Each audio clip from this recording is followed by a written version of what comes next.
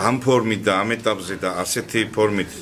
მე გადადგომას არ ვაპირებ, არათუ თვაში მათ ამოაყენეს კონკრეტული რაღაც თავიანთი პირადი პრობლემების და მაგაზე აუცილებლად დავეხმარებით და გავითვალისწინებთ და რაც შეეხება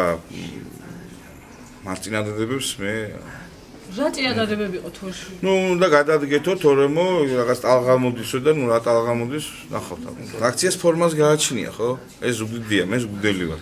ზუგდელების 75%-მა ამირჩია თითოეულ ართულობის არჩევნების პერიოდში და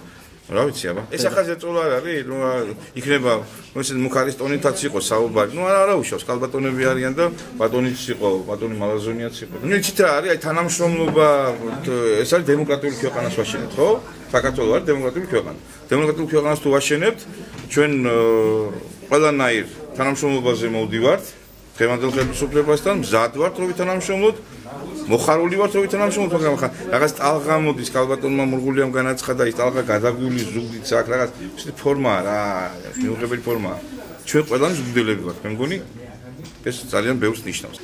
ჩვენ ვისაუბრეთ მოზომილად ნამდვილად მაგრამ შემდეგ ცოტა ხმაურში გადაიზარდა ყოველგვარი შეურაცხყოფის მიყენების გარეშე ურჩიეთ რაც ხდება სრულიად საქართველოში პოლიტიკური მოვლენებიდან გამომდინარე ჩვენ არა ვართ პირველები ალბათ ბოლო ვართ რისი მრცხვენია მე პედაგოგს ინეზა მურღულიას და ურჩიეთ რომ გადადგეს კეთილი ნებით სრულიად მშვიდობიანად ისევ და მის საკეთილდღეოდ მაგრამ ბატონი ლევანი კატეგორიულ უარზეა და მისი თანაგუნდელები მაგრამ ჩვენ ბრძოლას ვაგრძელებთ ბრძოლა ეს კეთილი ბრძოლა და